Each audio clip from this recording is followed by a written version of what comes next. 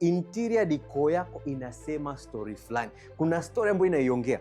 Hii story ya hapa ni kwamba hii ni sehemu tulivu, sehemu ambayo wanafamilia wanaweza kukaa, sehemu ambayo ni pana ujoto, yani warmth, kwamba kuna upendo, sehemu ambayo unaweza ukajisikia kama ukitoka huko nje na stress zote za jua, kama uko kwenye Caribbean vibes, yani unaweza ukatulia na ukaenjoy eneo kama hili. Lakini kuna vibes zingine ambazo unakuta ni sehemu ambayo ni corporate zaidi, unataka watu ambao ni wateja wa mataasisi na nini, unakuta tu kama wanataka rangi chache sana ndani ya nyumba. Hapa tunaongelea rangi kama nyeupe, nyeusi, kijivu.